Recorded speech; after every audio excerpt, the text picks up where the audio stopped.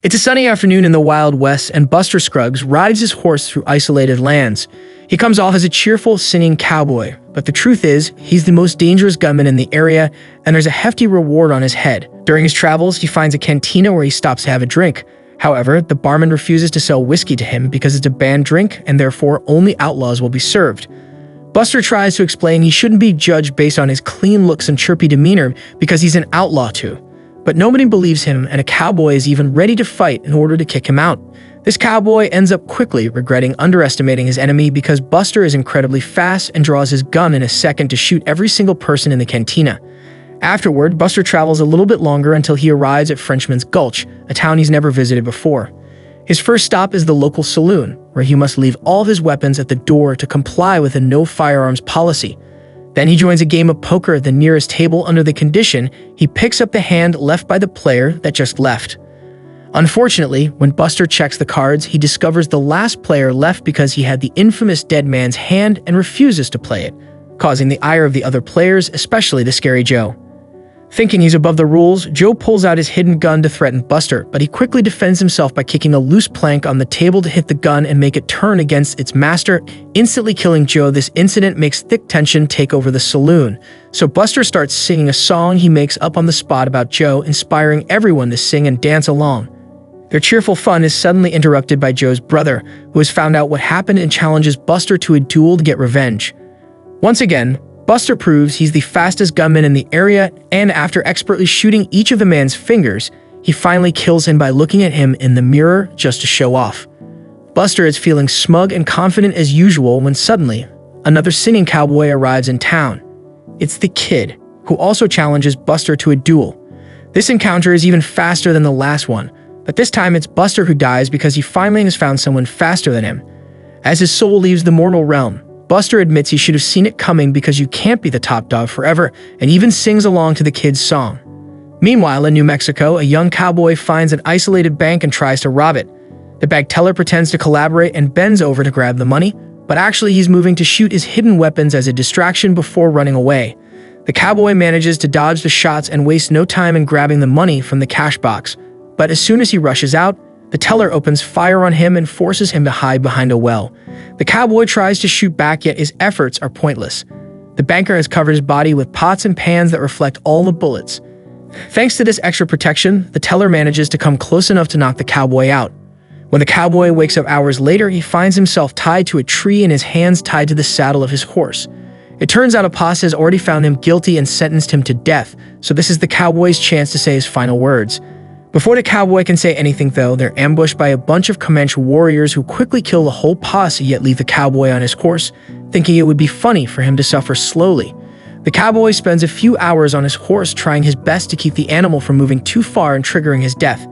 Eventually, the cowboy finally gets lucky and is found by a drover, who frees him by shooting the rope and allows him to ride with him for safety. Not even an hour passes before the cowboy discovers he isn't as lucky as he thought. The drover is actually a rustler, and when another posse finds them, he rides away while the cowboy gets arrested again. Moments later, the cowboy is taken to town where he's found guilty by the judge and sent to the gallows. While waiting for the end, he concentrates on looking at a young woman in the crowd, so the last thing he sees before death can be a beautiful sight. Not far from there, an aging impresario travels with Harrison, a young man with no arms or legs, but with a very beautiful voice that he uses to recite classics from Shakespeare and Lincoln, among others. The wagon they travel in becomes a stage every time they stop in a town, and while Harrison recites his classics, the impresario collects money from the audience. He's also in charge of feeding Harrison, putting on his makeup, and even helping him relieve himself. It's a very frustrating and sad life, and the impresario gets more tired of Harrison every day. When they visit bawdy houses, the impresario doesn't even bother to pay for a girl for Harrison too. He leaves him in the same room and turns him around while he has his own fun. This means Harrison still has to hear everything. The further they travel around remote mountain towns, the less interested the audiences are in their little show, and they barely make any money. One evening, the impresario notices their audience is tiny because a different wagon has everyone's attention.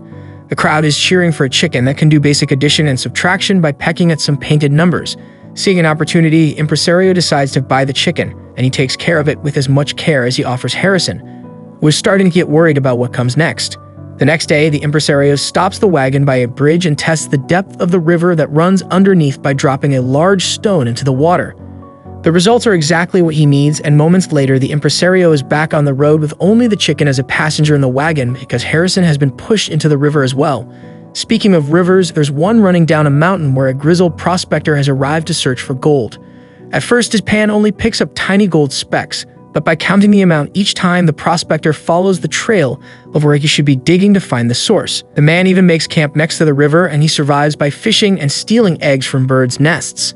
After many days of digging small holes, the prospector manages to triangulate the source and begins digging deeper. His calculations turn out to be perfect, and he finally gets to find a large gold vein that will make him rich, but unfortunately, there's no time to celebrate. A young man that has been trailing the prospector comes closer and shoots him. After making a cigarette to celebrate, the young man jumps in the hole to move the body only to get ambushed by the prospector, who had been only pretending to be dead. The old man wrestles the guy for his gun and kills him, then he checks his body and confirms it was a clean shot. It came out through his back and didn't hit anything important. After bandaging the wound, the prospector finishes mining the gold, buries the young man in the hole, and leaves the valley on a horse carrying his new fortune. In the meantime, siblings Alice and Gilbert have joined a wagon train that is crossing the Oregon Trail. Gilbert isn't exactly a good businessman, but he claims he's contacted a new business partner that is willing to marry his sister when they make it to Oregon.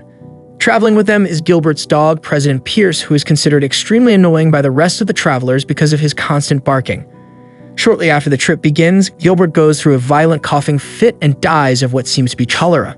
The wagon train's leaders, Billy and Arthur, help Alice bury him after they ask her if she wants to keep traveling with them or she'll go back home. Realizing she has nothing to return to, Alice accepts to stay with them to find her luck in Oregon. The next day, Alice receives more bad news. The boy Gilbert hired to lead their wagon claims he was promised a wage of $400 and expects the first half to be paid when they reach the halfway point. Alice doesn't have money, and if her brother did have any, it was left in his coat, which is now buried with him. It's too far away to go back now, so Alice asks Arthur and Billy for advice, and the men point out the wage is insane, definitely higher than usual. Alice thinks it's Gilbert's fault for being an awful businessman, but Billy thinks the boy may be lying, thus he advises her to ignore him for now, and when they make it to the halfway point, he'll try to scare him into confessing the truth. Since President Pierce keeps being complained about and Alice doesn't want to take responsibility for him because he's not hers, Gilbert also helps her to get rid of the dog by taking him to the middle of the valley and scaring him off with a shot at the sky. The trip continues without any trouble, and Alice and Billy get to share some time together, discovering they agree on many philosophies. When the hired boy asks for confirmation of his pay, Billy tries to talk to him and fails, so he offers Alice an alternative. Since he's been thinking about retiring from the wagon train for a while now, he asks Alice to marry him. That way he can assume Gilbert's debt and build a home with a proper family. Alice is quite shocked to hear this, but she's grown fond of Billy too and accepts the proposal. A few days later, Arthur worries about fresh footprints found in the area and checks on his travelers only to discover Alice is missing. It turns out she heard President Pierce nearby and went to watch him bark at some prairie dogs, leaving the wagon train further than she realized. Arthur finds her and tries to bring her back as quickly as possible, but sadly they aren't fast enough and they get ambushed by a Native American party. Since he has two weapons, Arthur uses one to defend himself and gives the other to Alice, urging her to end things for herself if he gets killed because death is preferable to be captured by the natives, who would put her through terrible, painful punishments. Arthur is actually quite a skilled gunman and manages to scare the natives away with precise shots, but when he thinks everything is over, a warrior takes him by surprise and makes him fall with a quick hit. Pretending to be unconscious, Arthur waits for the Native American to come closer and shoots him before returning to Alice's side only to find out the worst news. She also thought he was dead and used the pistol exactly like he told her to. After covering her with his coat, Arthur starts making his way back to the wagon train together with President Pierce while wondering what he's going to tell Billy. On a different road, 5 people ride in a stagecoach to Fort Morgan. After singing for most of the ride, which annoys everyone aboard, Thigpen explains he and his partner Clarence often travel this route while ferrying cargo, alluding to something on the roof of the coach without specifying what it is. Now that Thigpen has finally stopped singing, a conversation begins among the travelers, prompting the fur trapper to talk about his past relationship with a humpapa woman that flourished, even if they couldn't speak each other's language because he thinks all people are alike in their basic needs. Lady Betchman, a devout Christian, is offended by this idea and reminds everyone there are only 2 kinds of people, the good and the sinning. This triggers an argument about human nature that is also joined by Frenchman Rena, but Thigpen and Clarence only make a comment here and there, preferring to watch with amusement. When Rena questions if Lady Betjeman has stayed loyal to her husband while living apart for a couple of years, Lady Betjeman's so indignant that she becomes apoplectic. Putting his head out the window, Rena tries to ask the driver to stop the coach to no avail, prompting Thipin to explain that the company's policy doesn't allow the coach to stop for any reason. To calm Lady Betjeman down, Clarence decides to sing a bittersweet folk song which successfully helps the woman but also makes Thipin cry. Curious about these mysterious men, the trapper makes them explain what exactly is their business, and Thipin reveals they're bounty hunters. Their teamwork is foolproof. Thipin distracts their target with stories while Clarence quickly thumps them. Thipin also confesses he loves watching them die because there's something beautiful in their target's expressions. Hearing this obviously creeps out the other 3 passengers, who are now afraid of what awaits them at their destination. Once the coach makes it to Fort Morgan, Thipin and Clarence grab their cargo, which turns out to be a body, and enter the hotel where everyone is staying. Rena, Lady Betjeman, and the trapper take longer to disembark, feeling wary and scared, but eventually they enter the hotel too, and Rena closes the door behind them after watching the coach leave, realizing there won't be a way out if they need it. Here we come to the end of our video. Please like, share, and subscribe, and hit the bell icon so you never miss any of our video. Thanks for watching.